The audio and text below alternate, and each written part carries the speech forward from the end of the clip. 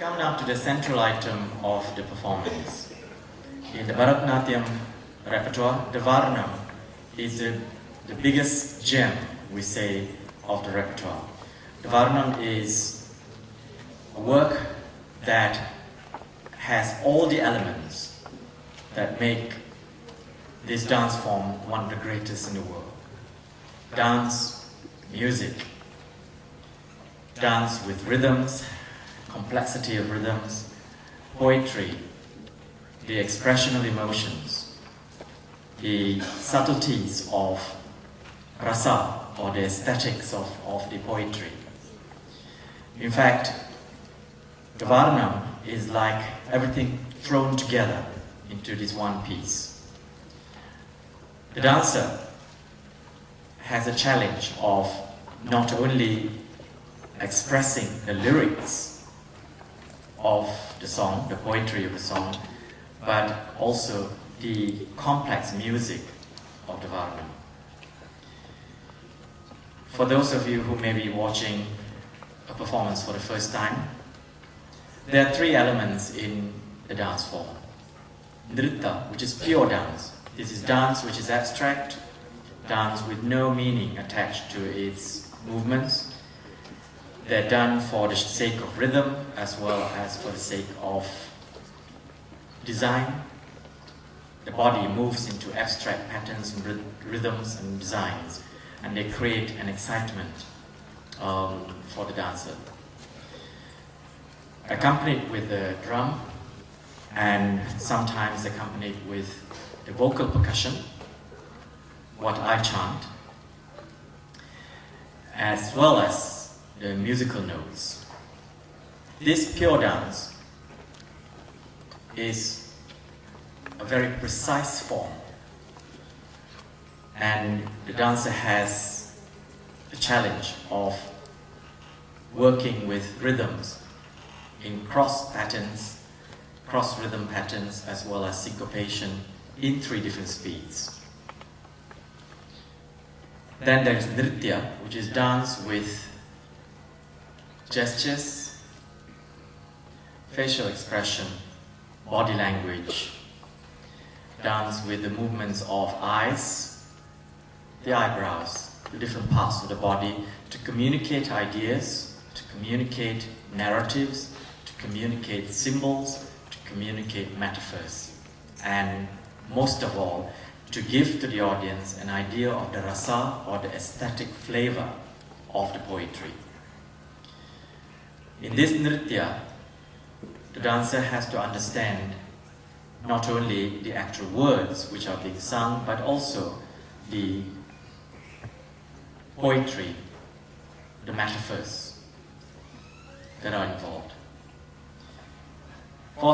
Thirdly, there is natya, the third element of dramatic acting and role playing.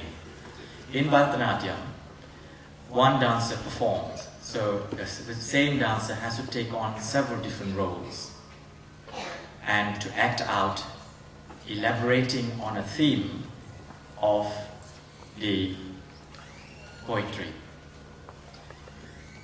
The elaboration is what we call the fourth element, which is the sanchari, to expand on an idea and to act it out to the music and to the words. The demands that are made on the dancer for the Varnam is very great, and most students would work on the Varnam for months to make sure that they can perform it and that they understand the thematic idea as well as the rhythms, which are highly complex. Normally the Varnam is a love poem, but today this Varnam is one which we call a Daru Varnam. A Daru Varnam actually introduces a particular deity or a character. And this Varnam has been written today by the court Vidwan or musician of the Mysore Maharajas, Harikesanallur, Mutthiah, Bhagavatar. Because the Mysore Maharajas were dedicated to the goddess Chamundeshwari, whose temple is outside of Mysore. Mutthiah Bhagavatar wrote many songs on Chamundeshwari. And this particular Varnam is addressed to her in her many forms. The great goddess, Devi, in her form as Chamundeshwari, is a warrior goddess who fought on the battlefield to vanquish the demons. But she is also the goddess Lakshmi, the goddess of auspiciousness. She is also the goddess Saraswati, the goddess of speech and music and knowledge. She is many things. And in this particular composition, she is called the mother. She is also the daughter of the king Malayadwaja of Madurai. She came as his daughter, as the goddess Meenakshi. She is also the mother of Lord Ganesha, the elephant-headed remover of obstacles, and the mother of Kartikeya or Skanda, Lord Muruga. She is all this. She is the great mother of all. In this first verse, she is described as Meenakshi, the goddess of Madurai. And the dancer takes on the Sanchari to enact the birth of the goddess Meenakshi.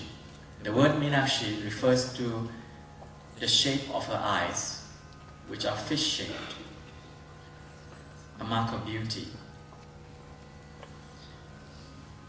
The king of Madurai, Malayadwaja, had no children. In sadness, he and his wife consulted the rishis. He went on horseback to the forest and called the rishis to come and perform a big sacrificial ceremony for him so that he would obtain a child.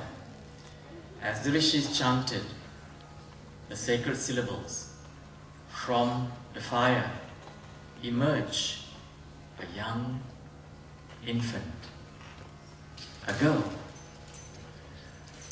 The king and his wife are overjoyed. This is a gift from the gods. A little girl. As the queen took the child into her arms, she noticed that the girl baby had 3 nipples. She was born with 3. But the rishis assured her this is a sign of greatness. She is the incarnation of Devi herself in the form of Meenakshi, a beautiful fish-eyed goddess of Madurai. She grew into a young maiden, well-versed in the scriptures and literature, well-versed in music and the arts, but also she became well-versed in martial arts, and she became clever in swordplay as well as handling weapons of war. Her companion was a parrot, which always sat on her shoulder. At the age of 16, she decided that she would conquer the 8 corners of the world, and she embarked with her army, conquering land after land, and nothing could stop her until she came to the foothills of the Himalaya mountains. As she stormed the mountains of the Himalayas, home to the great god Shiva, Shiva's army were routed. Lord Shiva himself appears riding on his bull Nandi to come and see what was causing the chaos. He beholds a young maiden of such great beauty. he tells his soldiers and his bhutas, "What? All of you are scared of this beautiful young maiden who bears arms? Are you mad? See, she's a most beautiful woman." He asks her name. Meenakshi draws her arrow on her bow to shoot. She looks at Shiva and realized that he was her other half. In that moment, her third breast dropped to the ground. It was prophesied that when she met the man whom she would marry, this would happen. In that moment, as they looked at each other, Shiva and Parvati are reunited on earth. The goddess Meenakshi once again married her lord Shiva.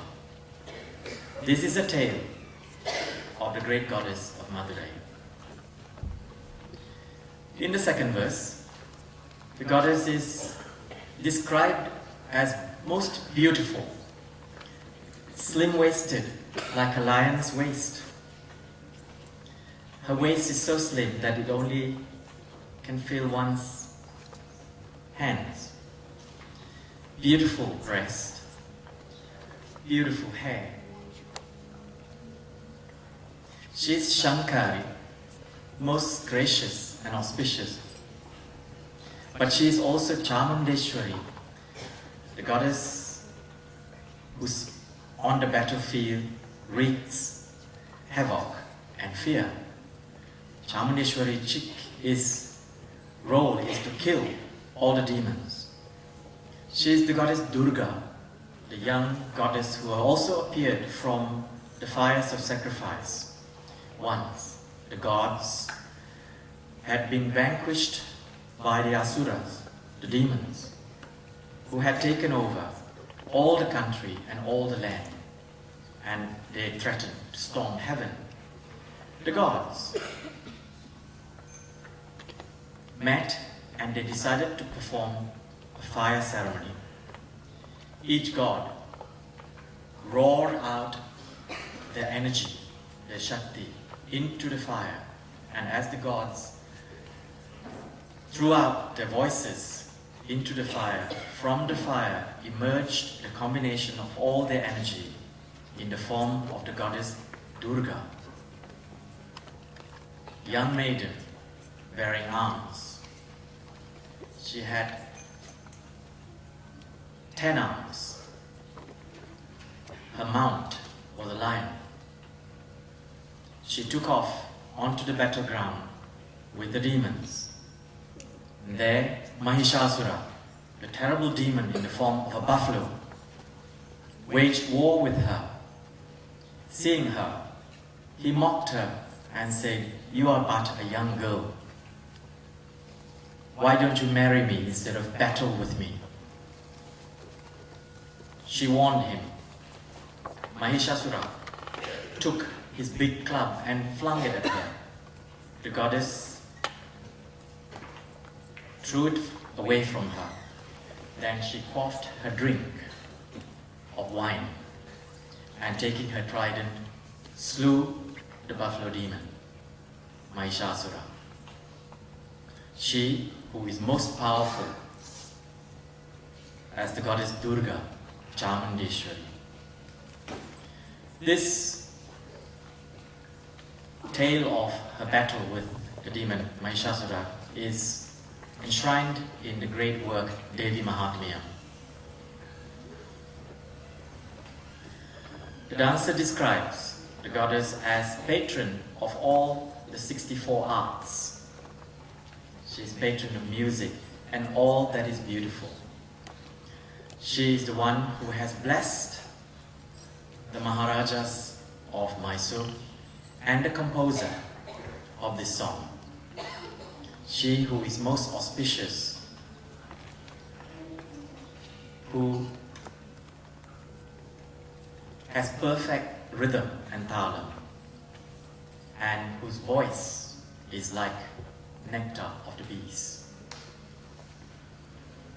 In the second half of the Varnam, only one line is sufficient to describe her. She is described as one who can also be dark in her form as the goddess Kali. The goddess Kali is the goddess time herself. She swallows up all of time, all of existence, but she is also the benign mother. Her breast nourishes all. The goddess Kali is none other than Chamundeshwari herself, and in her many forms. She is Lakshmi, auspiciousness. She is Saraswati, goddess of music and speech and knowledge. The dancer describes her beauty, and this part of the dance was inspired by the poem by Shankaracharya, Saundarya Lahari. Her eyebrows are arched perfectly like the god of love's bow. Her eyes are like lotus petals. Her cheeks are like the mirror, smooth and shiny. Her lips like coral. Her neck is like that of a conch. She is most beautiful and elegant. Her arms are like creepers, and as she moved, her gait is like that of a swan. Her breasts are round and full. In fact, the devotee says, upon looking at the image of Chamundeshwari with her two full breasts, for a minute the devotee is fooled, thinking that he is seeing two moons in the sky. Could it be that there are two moons? No, it is only the breast of the goddess. She is described. Her legs are elegant and beautiful, and in the ancient tradition, beautiful legs are compared to the trunk of an elephant. Her walk is like that of an elephant, graceful, swaying. Thus the goddess is described by the dancer. In the end of the dance, she is given her homage. She is the Kundalini Shakti, the goddess who rises from the base of each person's spine when awakened in the form of a serpent to bloom 1,000 lotuses above the head to acquire consciousness. She is all this, the goddess Chamundeshwari. The Varnam is in the Raga Kamas, Aditalam, a cycle of 8 beats. Today the Natavangam will be handled by Ambika Dokati, who has made this dance one of her specialties.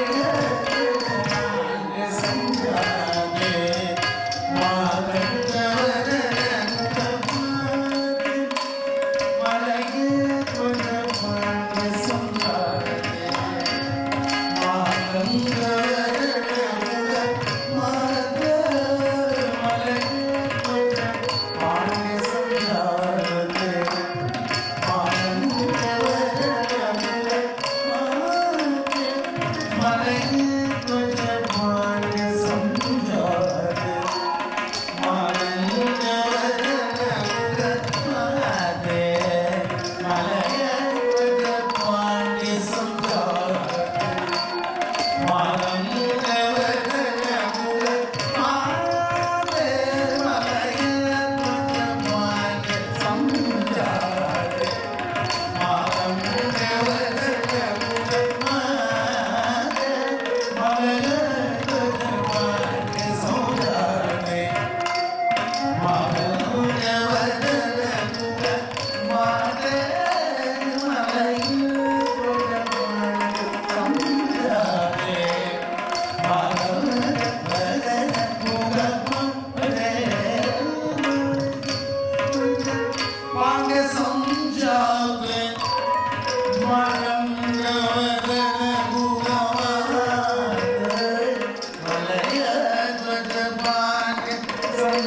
Mutthiah,